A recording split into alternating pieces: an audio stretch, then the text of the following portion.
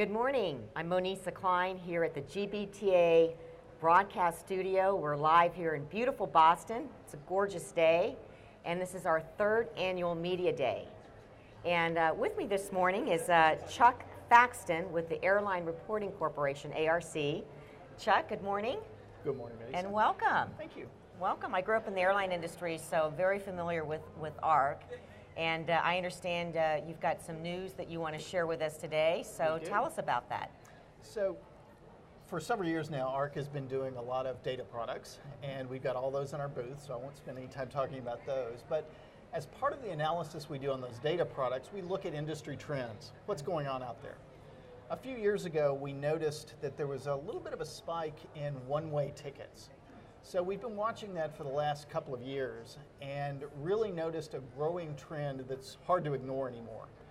The percentage of one-way tickets versus round trips has grown from about 29% to over 42%. Wow. Just since 2014. And we looked at about 350 million tickets to identify this trend. And we looked at across airlines and agencies and markets and a lot of different factors. But the one thing that kind of popped out as a common thread was this premium between one-way and round-trip travel has been shrinking a lot, and in some cases has gone away entirely in the past few years. So the myth has been for years that when possible, it's better to book a round-trip ticket than get a one-way trip, just because of that premium on one-way tickets. Well, that myth, looking at the data that we've got, has actually disappeared. That myth is no longer true. What do you think is driving that? There's a lot of different factors that are kind of in play here, but a number of carriers that have historically filed mostly one-way fares are showing very competitive, or the traditional carriers are being very competitive with those traditional one-way carriers. Mm-hmm. And because of that, their fares are coming down a little bit, and that gap between one-way and round trip is really decreasing. Yeah.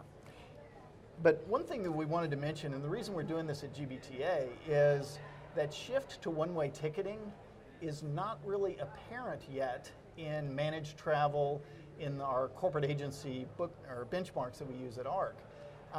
It's stayed about 31 to 32%.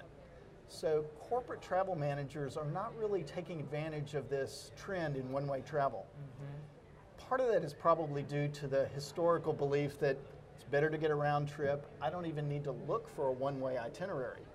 And we're here to say that that myth should go away. Yeah.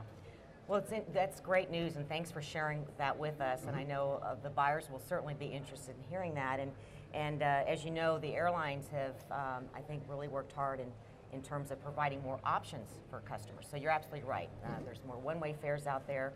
There's also the new segmentation of basic economy, right? Absolutely. So it's actually segmenting the market so people can choose. Mm-hmm. You know, if you want the basic bare bones, no frills, then you have that. If you want more items that you need, you know, you pay more. So absolutely. I think the airlines have come a long way in terms of how they price and distribute. So now the study has shown that it's not in every market. So we're not saying go out and book all one-way tickets. But what we did look at is we looked at the 200 top markets in the U.S., and 30% of those markets have had a reduction of at least 25% in that premium on one-way tickets in the past few years. In fact, it's gone away completely in some markets. So it's an option that travel managers should very seriously consider and look at for servicing their clients. That's great. Gives them an option that they may not have considered in the past, but this study shows that they really should look at that. That's great. Chuck, it's great to have you here with us today. Thanks so much for spending some time with me and sharing this information. Absolutely. Thank you. Thank you.